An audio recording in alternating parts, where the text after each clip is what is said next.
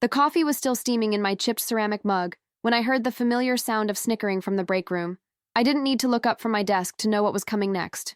"Here comes the museum piece," Brad announced as I walked past the cluster of standing desks near the window.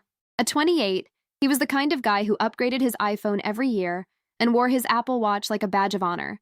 His workspace looked like a Best Buy showroom, dual 4K monitors, wireless charging pads, and enough RGB lighting to power a small rave. My 2014 ThinkPad, with its cracked lid held together by black electrical tape and a battery that lasted exactly 47 minutes unplugged, looked like an artifact from another era in comparison. "Careful with that thing, Maya," called out Jessica from her ergonomic standing desk. "You might need to wind it up before it starts." She was the office's self-proclaimed productivity guru, always evangelizing about the latest apps and tools that would revolutionize our workflow. Her laptop was so thin it could probably slice cheese. I set my coffee down at my small corner desk and opened my laptop, listening to the familiar whir of the cooling fan kicking into overdrive. The screen flickered twice before displaying my desktop, a simple blue background with folders organized in neat rows. "Does it still run on coal?" asked Tom, the newest hire who'd started 3 months ago, fresh out of college with a computer science degree and a signing bonus that had bought him a top-of-the-line MacBook Pro. "I heard museums are looking for donations." The laughter rippled through our open-plan office in downtown Seattle. Even Sandra from HR couldn't suppress a smile as she walked by with her tablet and stylus, probably updating someone's performance review. I smiled back, the same smile I'd perfected over the past 2 years working at Meridian Digital Solutions. Not because I found their jokes funny, but because I'd learned that resistance only fed their entertainment. Better to let them think I was in on the joke than to give them the satisfaction of knowing it stung. "It gets the job done," I said mildly, beginning my morning routine of checking emails and project updates. "Barely," Brad muttered, but he was already moving on to discuss his weekend plans for upgrading his gaming setup. As the office settled into its morning rhythm, I opened Chrome and navigated to my work dashboards. Meridian Digital Solutions specialized in social media management for small businesses, a growing market that our 50-person company had been riding successfully for the past 5 years. I was hired as a junior account coordinator, managing client communications and basic campaign metrics. What my coworkers didn't know, what they couldn't see past the cracked laptop screen and my thrift store wardrobe, was that every night after work, I was building something of my own. My ancient ThinkPad might have been slow, but it was reliable. More importantly, it was paid for. While my colleagues were making monthly payments on their latest tech, every dollar I saved was going somewhere else entirely. During my lunch break, I walked to the small park across from our building, pulled out my laptop, and connected to the free Wi-Fi. The October air in Seattle was crisp, carrying the scent of coffee from the nearby shops and the distant sound of construction as the city continued its relentless growth. I opened a different set of tabs: analytics for 3 e-commerce stores I was building, correspondence with overseas suppliers, and a spreadsheet tracking my modest but growing monthly revenue. What had started as a side project selling phone accessories had evolved into a small network of online businesses generating nearly $2,000 a month. Not enough to quit my day job yet, but enough to prove that my 5-year plan wasn't just a fantasy. My phone buzzed with a Slack notification from work. Brad had posted a photo in the general channel, my laptop next to his setup, with the caption, "Guess which one belongs in a museum?" 7 laughing emoji reactions within 30 seconds. I closed Slack and returned to my supplier negotiations. While they were collecting reactions on social media, I was building relationships with manufacturers in Taiwan who could help me scale my operations. The afternoon brought our weekly team meeting in the main conference room. As usual, I sat toward the back, my laptop closed since it would take too long to boot up and connect to the presentation system. "All right, team," announced our director, Michael, a 40-something former marketing executive who'd joined Meridian 2 years ago. "Let's review this week's client performance metrics." As he went through the PowerPoint slides, I took notes by hand in a simple composition notebook, another source of gentle mockery from my digitally native colleagues. But handwritten notes had served me well through college and continued to help me think more clearly than typing. Michael covered the usual topics: client acquisition costs, retention rates, campaign performance data. Meridian was doing well, but not exceptionally. The company had found a comfortable niche and seemed content to maintain steady growth rather than push for expansion. "Any questions or suggestions?" Michael asked as he wrapped up the presentation. I raised my hand. "I noticed our client retention dropped significantly after the 6-month mark. Have we considered implementing automated nurture sequences to maintain engagement during the honeymoon period?" The room was quiet for a moment. Michael nodded thoughtfully. That's interesting, Maya. Can you put together some research on that and send it to me? Absolutely. As the meeting ended and people filed out, I caught Brad whispering to Tom. She probably learned about nurture sequences from a marketing book from 2010. More quiet laughter. I packed up my notebook and headed back to my desk, where my faithful ThinkPad was waiting. As I opened it and waited for it to wake up, I glanced around the office at my colleagues' sleek workstations and expensive equipment. They saw my old laptop as proof that I couldn't afford better, that I was behind the times, that I wasn't serious about my career. They weren't entirely wrong. I couldn't afford a new laptop. But what they didn't understand was that I had made a deliberate choice about where to invest my limited resources. Every dollar I didn't spend on status symbols was a dollar I could invest in my future. Every joke about my ancient technology was proof that they were focused on appearances while I was focused on outcomes. As I began researching client retention strategies for Michael's request, I also opened a tab to check my evening's priorities.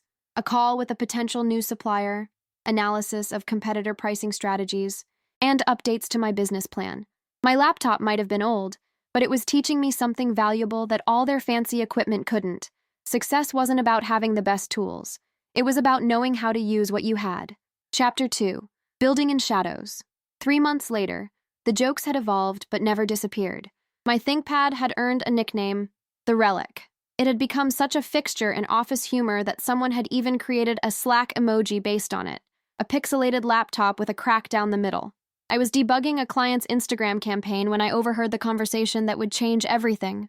I'm telling you, Michael's been stressed lately, Jessica was saying to Brad in the break room. They were standing near the coffee machine, voices low but not quite low enough. My friend in accounting said there have been some closed-door meetings with serious-looking people in suits. Brad stirred his coffee thoughtfully. You think it's layoffs? Maybe. Or maybe... Jessica glanced around to make sure no one was listening. She didn't notice me at my desk, hidden behind my dual monitors, a recent upgrade that had prompted a week of jokes about bringing my laptop into the modern era. Maybe what? Brad pressed. Maybe they're selling. The words hit me like a cold shock. I forced myself to keep typing, to maintain the appearance of working on campaign analytics while every nerve in my body focused on their conversation. Selling Meridian? No way, Brad said. Business is good. Good isn't great, Jessica replied. And Michael's been here since the beginning. He's 53, his kids are heading to college, his wife wants to travel. Why wouldn't he cash out while the market's hot? They moved on to discussing weekend plans, but I remained frozen at my desk, my mind racing through the implications. That evening, I sat in my studio apartment in Capitol Hill, my ThinkPad open on the small dining table I'd bought used from Craigslist. The rain tapped against my single window as I worked by the light of a desk lamp I'd had since college. My e-commerce businesses were now generating nearly $4,000 a month, enough to cover my rent, food, and modest living expenses while I banked my entire Meridian salary. More importantly, I'd spent the past year building relationships with suppliers, learning logistics, and developing systems that could scale. But acquiring a full company? That was a different level entirely. I opened a new spreadsheet and began running numbers. Meridian Digital Solutions employed 50 people, managed over 200 client accounts, and based on industry standards, was probably generating somewhere between 3 and 5 million in annual revenue. Even at the low end, with standard market valuations, Michael would likely want at least 2 million for the company. I had saved $73,000. On paper, it was impossible. But I'd learned something during my 2 years of building side businesses. Most people thought linearly, while opportunities existed in the spaces between conventional thinking. The next day, I did something I'd never done before. I requested a meeting with Michael. Maya, come in, he said, gesturing to the chair across from his desk. His office was small but professional, with diplomas from University of Washington and family photos scattered around. What can I do for you? I wanted to follow up on the client retention research you asked for, I began, handing him a folder I'd prepared. But I also wanted to discuss some broader observations about the business. Michael flipped through my analysis, his eyebrows raising slightly. This is quite comprehensive. You've identified patterns I hadn't even considered. Thank you. But what interests me most is the untapped potential. We're operating in a massive growth market, but we're structured like a stable, mature business. What do you mean? I leaned forward slightly. Our client acquisition cost is relatively low, but we're not reinvesting aggressively in growth. We have institutional knowledge and proven systems, but we're not leveraging them to scale. We're like a sports car driving in first gear. Michael was quiet for a moment, studying my research. Maya, can I ask you something? Of course. Why are you working here? The question caught me off guard. I'm sorry? You have a business degree from UW. You clearly understand market dynamics better than most of our senior staff, and you've just handed me the most insightful analysis of our business I've seen in years. Why are you in a junior coordinator role at a mid-sized agency? I felt heat rise in my cheeks. Everyone has to start somewhere. That's not an answer. He leaned back in his chair. You're building something on the side. Aren't you? My poker face wasn't as good as I'd thought. What makes you say that? Because I've been running businesses for 20 years, and I recognize ambition when I see it. Plus, you're the only person in this office who doesn't complain about money, but also doesn't spend it on status symbols. He gestured toward my laptop bag. That thing is held together with tape and determination. I decided to gamble on honesty. I run some e-commerce businesses. Nothing major. How much? I'm sorry? Monthly revenue, roughly. I hesitated. Around 4,000. Michael's eyebrows shot up. Per month? While working full-time here? It's mostly automated at this point. I work on it evenings and weekends. He was quiet for a long moment, then asked the question I'd been hoping for. Maya, what would you do if you owned this company?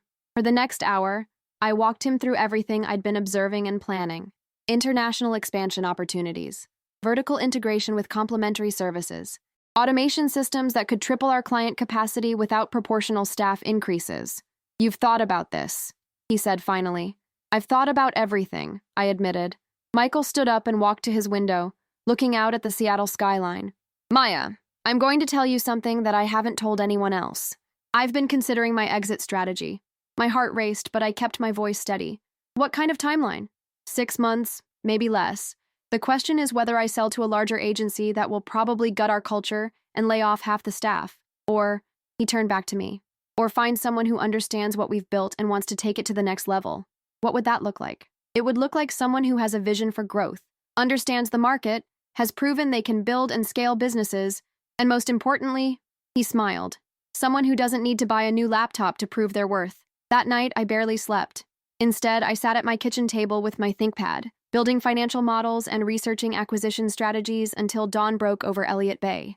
The laptop's fan whirred constantly, working as hard as I was, but we'd been through worse together, and we weren't stopping now. In 6 months, either I would still be the office joke with the ancient computer, or I would be the person who just pulled off the most audacious career move anyone had ever seen. My bet was on the laptop.